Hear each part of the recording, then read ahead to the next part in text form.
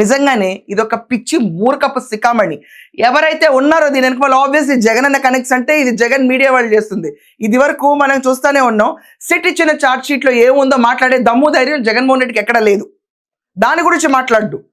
ఎప్పుడు చూసినా జంతుకో ఎందుకన్నారు? NDDB report గురించి అన్నారు. అది పుచ్చుకునేలాడతాడు తప్ప అసలు మిల్క్ అనే ప్రొడక్ట్ టెండర్లో ఎందుకు లేదన్న విషయం గురించి మాట్లాడు. ఆఖరికి టీటీడీ చైర్మన్ ఒప్పుకున్నా కూడా ఎక్కడ మారిసేవారు. వీళ్ళు ఈరోజు సోషల్ మీడియాలో తిరుపతి లడ్డూ ప్రసాదం హెరిటేజ్ పేరు వేసుకుని దీన్ని అమ్ముకుంటుంది అని చెప్పి వాళ్ళ సోషల్ మీడియాలో విపరీతంగా సర్క్యులేట్ అవుతుంటే TDP party and heritage company వాళ్ళు చెక్ పెట్టడానికి ఈరోజు ఫ్యాక్ట్ రిలీజ్ చేశారు.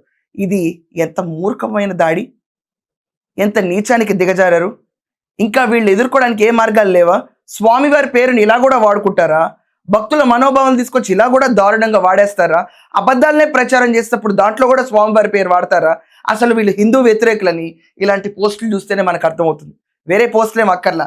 దీన్ని ఏకంగా వీడియో చేసి వీడియో పైన ప్రైజింగ్ కూడా చూపిస్తూ ఇంత ఫేక్ పబ్లిసిటీ చేసుకుంటున్న ఈ బ్యాచ్కి పుట్టగతులు ఉండవు.